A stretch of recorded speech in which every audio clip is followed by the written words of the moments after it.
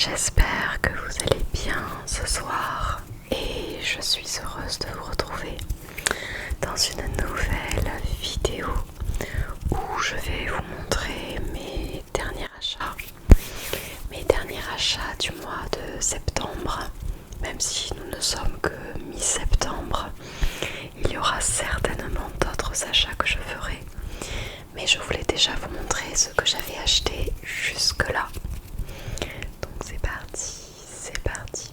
Vous avez dû le remarquer, j'ai changé d'endroit pour tourner cette vidéo. Je me suis mise dans notre chambre d'amis pour pouvoir être un petit peu plus tranquille. Quoique je tourne cette vidéo vers 17h30 en semaine. Donc il y a de la circulation dehors. J'espère que ça ne dérangera pas trop la vidéo et que ça ne s'entendra pas trop. On croise les doigts. Alors je vais commencer par vous montrer des petites plantes que nous avons achetées. Il y a des ventes de plantes qui se font dans ma ville de temps en temps et qui se font dans toutes les grandes villes. Ça s'appelle Plantes pour tous et c'est un endroit où nous pouvons trouver des petites plantes pas très chères, donc nous en avons pris 4. Je vais vous les montrer tout de suite. Première petite plante qui était uniquement à 2,50 €. Elle est comme ceci.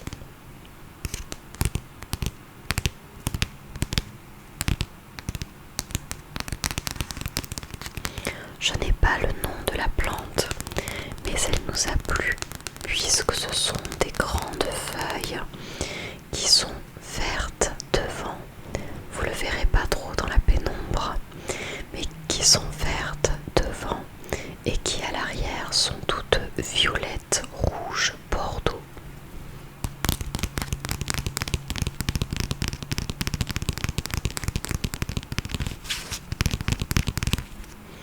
Il y a celle-ci qui était la plus chère, puis nous en avons pris 3 mini. Nous avons celle-ci qui était à 1,50 €. C'est un tout petit cactus qui a 4 têtes. 1, 2, 3, 4. Alors, qu'est-ce qu'il y a écrit dessus? Cactus, je ne crois pas qu'il y ait le nom exact de cette race de cactus, de cette variété. Mais ce sont des petites boules avec plein de petits piquants tout autour. Il faudra que je les replante parce que je pense que les petits bouts comme ça sont un petit peu étroits pour la plante. Elle doit être à l'étroit à l'intérieur. Ensuite, nous avons pris une autre sorte de cactus, une autre variété qui est assez rigolote puisque nous avons des grandes tiges de cactus qui poussent. Il y a d'ailleurs plein de jeunes pousses qui ont poussé depuis que nous l'avons acheté. Donc c'est rigolo. C'est tout un tas de cactus montants, on a l'impression. Donc celui-ci aussi, il faudra que je le replante. Celui-ci était un petit peu plus cher finalement. Il était à 3 €. 3 €. Enfin, dernière petite plante que nous avons achetée, c'est ceci. Une plante grasse en forme de fleurs. Ça fait différentes petites fleurs avec des sortes de branches de pétales tout gras. Ça ressemble un petit peu à de l'aloe vera dans la texture. Et donc c'est une succulente. Les plantes grasses comme ça sont des succulentes. J'en ai beaucoup à la maison. J'adore les succulentes. Et celle-ci n'a coûté que 1,50 € aussi.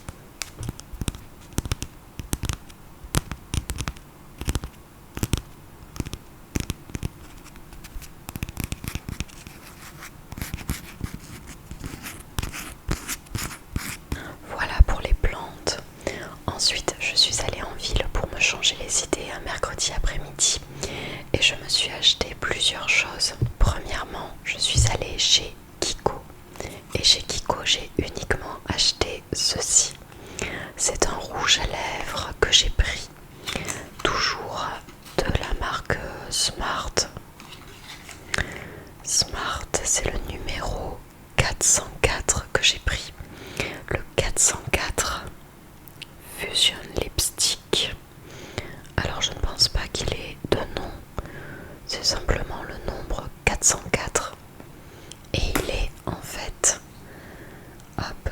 aussi très nude.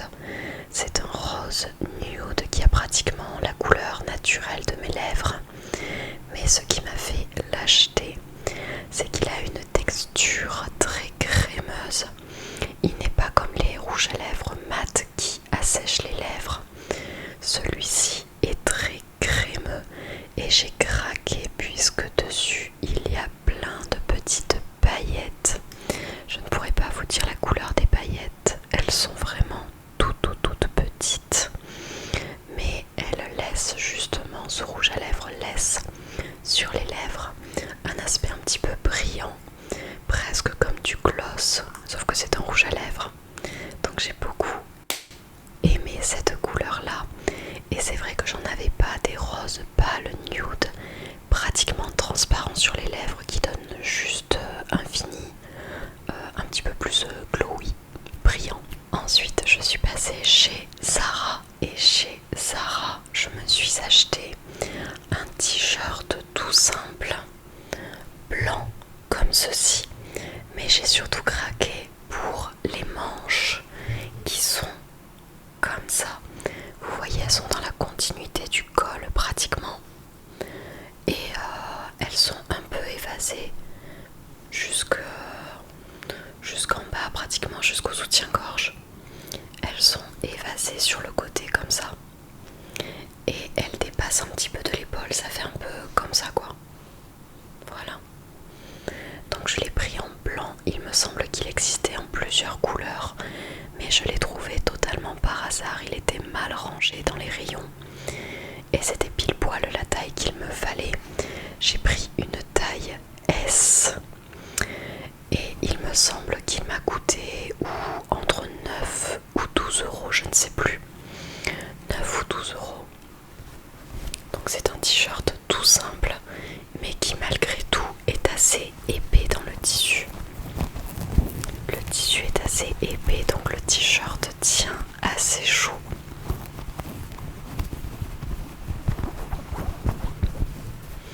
J'aime bien le détail aussi de la fin des manches. Vous voyez, il y a une couture, il fait très épais, il fait un petit peu sweat dans l'esprit. Sweat, pardon, j'avais fait la faute la dernière fois. Un petit peu comme les sweats. Sweat, moi j'ai toujours dit sweat, mais en fait c'est sweat. Voilà, comme ça, un peu style élastique. Ensuite je suis allée chez Stradivarius et j'ai acheté pratiquement la même chose qu'à Zara, sauf que c'est un t-shirt à manches longues cette fois. Donc il est blanc, il a un col rond comme celui de Zara. Vous voyez, toujours avec cette espèce de bordure, ce qui fait un petit peu streetwear je trouve, et un petit peu cosy à la fois. Des manches looses, et du coup ce sont des manches longues. Voilà, il est assez loose comme je vous disais, il n'est pas du tout à portée proche du corps. Donc voilà, et il est assez court, c'est surtout ce qui m'a plu chez ce t-shirt, c'est qu'il est assez court. Je pense qu'il me va juste au-dessus de la ceinture du jean, donc j'aime bien. Je peux rentrer juste le devant à l'intérieur, faire ressortir ma ceinture par-dessus et laisser l'arrière totalement volant parce que il s'arrête pile poil comme il faut. Donc je l'ai acheté chez Stradivarius et j'ai encore l'étiquette. Celui-ci je l'ai pris en taille S. En taille S et il m'a coûté 12,99 €. Donc c'est bien celui-ci qui était à 12 € et il me semble que celui de Zara était à 9 €. Voilà pour les t-shirts. Mais je dis des bêtises puisqu'il y a un troisième t-shirt que je me suis acheté. Je suis passée chez Etam, dans la boutique Etam, et ils faisaient des promotions. Il y avait une bonne partie de la collection qui était à moins 50%. Donc j'en ai profité pour m'acheter un t-shirt à manches courtes. Encore une fois, je suis désolée pour les bruits de circulation, je les entends dans mes oreilles, ça y va sur le périph'. Mais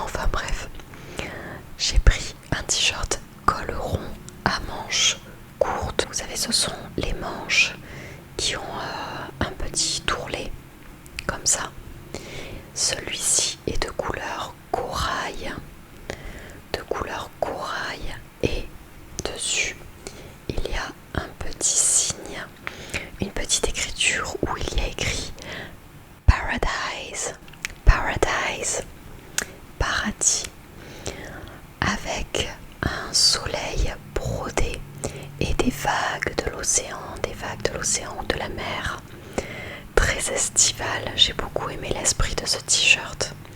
Et ça, pareil, à porter un petit peu loose avec un short ou un pantalon, ça peut donner un look assez sympa, un peu surfeur tranquille ou quoi. Et je l'ai pris en taille S. Ce qui est bien, c'est que comme il était à moins 50%, je ne l'ai eu qu'à 8 euros. 8 euros pour ce t-shirt. J'ai hésité avec un autre t-shirt qui était corail, même forme, tout ça. Mais au niveau du motif là, il y avait une petite poche avec des palmiers qui ressortaient de la poche. Il était assez rigolo. Mais j'ai plutôt opté pour celui-ci quand j'ai vu les petites vagues et le soleil couchant. J'ai dit ah ça, je préfère ce truc là. Maintenant j'en ai terminé avec les vêtements. Je vais vous montrer ce que j'ai trouvé dans un vide-grenier. Je suis allée faire un vide-grenier le week-end dernier dans ma ville et dans un quartier assez huppé. Donc c'était des belles choses qui étaient vendues, mais je n'ai rien acheté d'onéreux. J'ai juste acheté 2 romans et un album de jeunesse pour enfants pour mes élèves de maternelle. Donc on va commencer avec l'album que j'ai trouvé, qu'une dame m'a vendu. C'est celui-ci. J'ai beaucoup aimé les images et les couleurs. Donc celui-ci, c'est l'impossible sieste de Monsieur Noisette. L'impossible sieste de Monsieur Noisette.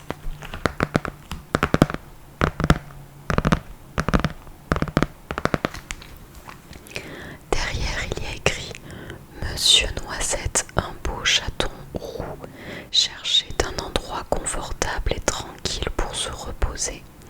La sieste était à n'en pas douter son activité préférée. Mais ni le jardin ni la salle de bain ne semblaient lui convenir. Monsieur Noisette parviendra-t-il tout de même à dormir? Donc ça, c'est une lecture que je peux par exemple faire à mes élèves après la cantine, durant un petit temps calme ou alors en fin de journée en attendant l'arrivée des parents. Et je l'ai trouvé vraiment mignon.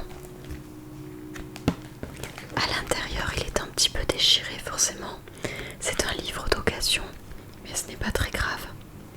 Je crois que la dame me l'a vendu à peine 1 euro, donc rien du tout. Et il y a des belles images de ce joli petit chat. Voilà, qui part en vadrouille trouver un endroit pour dormir.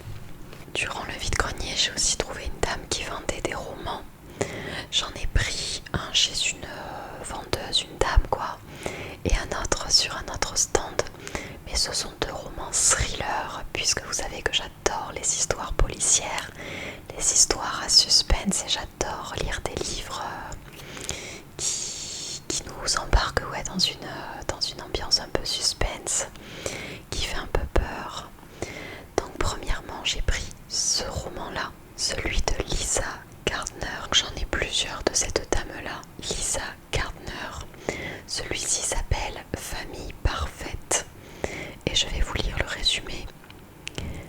Les Demb semblaient sortir des pages de magazine glamour, un mariage modèle, une belle situation, une ravissante fille de 15 ans, une demeure somptueuse dans la banlieue chic de Boston, une vie de rêve, jusqu'au jour où ils disparaissent tous les 3. Pas d'effraction, pas de témoin, pas de motif et pas de demande de rançon. Juste quelques traces de pas et des débris de cartouches de taser sur le sol de leur maison.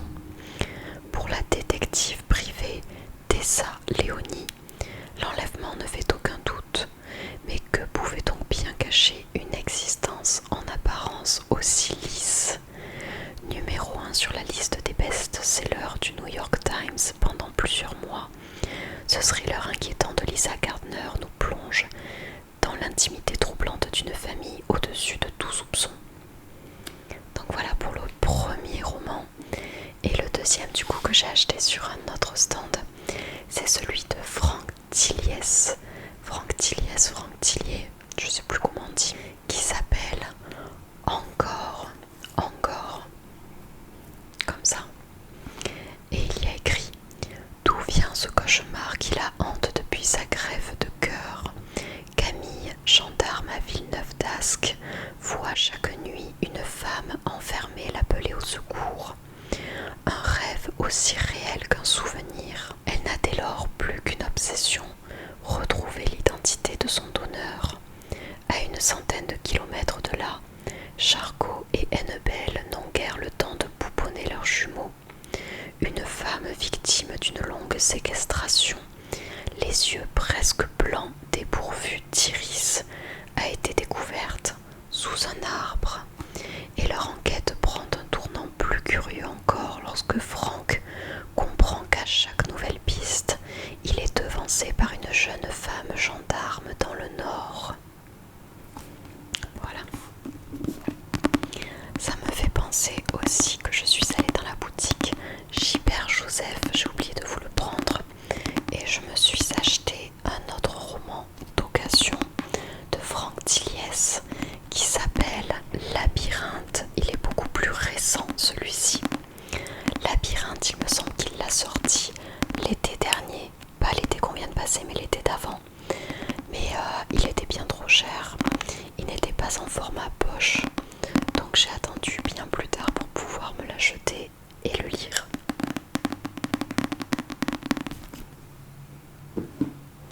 Je vais finir la vidéo avec un dernier album de jeunesse que j'ai acheté. Cette fois-ci, je l'ai acheté pour que nous puissions travailler dessus avec mes élèves, puisque j'ai une séquence qui est faite à partir de cet album-là.